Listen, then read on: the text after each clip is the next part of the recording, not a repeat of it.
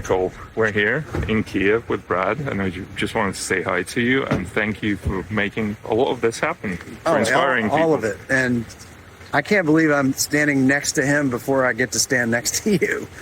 Well, same here. Right. Anyway, Nicolle, we'll see you soon. Bye. Bye. Bye.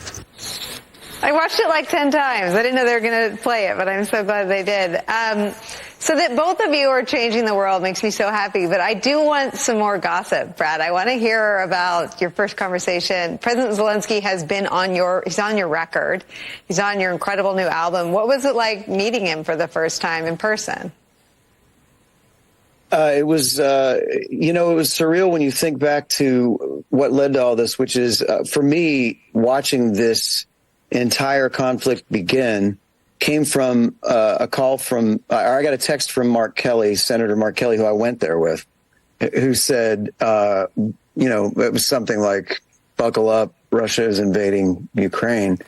And to fast forward to a trip with Mark to Mark and Senator Manchin and Senator Murkowski, who are all wonderful people. And we had so many experiences we will never forget. But to fast forward to this moment where I got to meet him, he's exactly what you think. And in that sense, it was really kind of surreal to be able to walk in and already have a history with him without ever having been in the same room. And one of the first things I said was, I hope you like the song. He likes the song, Brad, right? Yeah, he does. Yes. But it was really interesting to talk about some certain things. We got to have some conversations, and I was in there a while. So it's like to be able to discuss the smaller things, the family things, the things that all human beings have in common, kind of like the song says. It really was something I'll never forget, and one of those moments where I feel like Forrest Gump. I don't know how I ended up there. Brad, you both have young kids, and so much of what President Zelensky's speeches call on us to do is to act like our kids are watching, right? Not to kick them out of the room. And so much of what Igor's talking about is the inhumanity, the monstrosity of the Russians. How much of President Zelensky's skill at sort of bringing us all to attention and bringing out, I mean, when you sing Amazing Grace, right, it's about this war starts and you look at your kids and it's about the world we want to leave for them. That is the universal thing that the three of us talk about off TV. I mean, how much is Zelenskyy also sort of reaching back to the kids in his own country and reaching out to the adults around the world to try to hold all of us together for the cause of democracy? I think he knows exactly that, especially coming from the entertainment world as an actor and a comedian. A good friend of mine says all the time, do not underestimate the resolve and the grit of a comedian, of a person who's able to look at society and find both the humor and the irony and I feel like that tool for him has allowed him to find the way to get the emotion that we need. And it's now, there's no comedy in what he's doing at all, but he has found a way to appeal to our hearts. And I think that's probably why the song happened. I think he understands that things like art can reach the places that cold hard facts and speeches and data don't. Yeah, I mean, it's the gut piece, right? Elections aren't determined by anybody's heads. It doesn't make them go stand 11 hours to vote.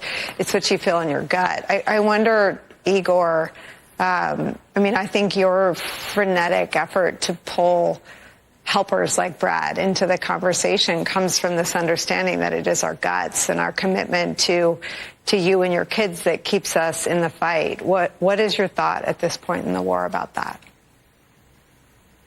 Well, Nicolle, look, first of all, Masha, my 3-year-old, is a constant daily reminder that, we need to keep going and win this regardless of what happens. But we need to build a wall, but this wall should not be between countries. This wall should not be between, cities, states, anything. That wall should be the wall of love between us and the evil that happens to be in this world. And it's the human connection. It's kind of getting to know new people, because we're all the same, and I'm kind of stealing from Brad here, but that's really important. The more good people we connect all across the world, the more protected we are and become from evil. So.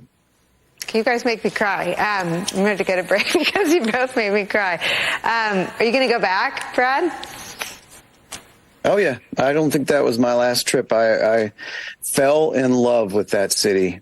I can't wait also to see it once the veil has lifted a bit on this. It's going to be, I think the St. Michael's Square, when you stand there, it's like they're already getting it ready for this memorial to the war they won.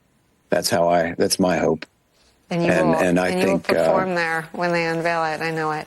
And we'll all be there. So. It's so nice to talk to you. I wish I could say, Brad and Igor join us now every day. Let's do this more often, friends. Brad Paisley, Igor Novikov, okay. Thank you so much for spending time with us. A quick break for us. We'll be right back. However you talk, whatever you think, from the songs that you sing to the drink that you drink, miss your mama and worry about your babies that love each other like crazy. Want someone to share your hopes and fears. Sing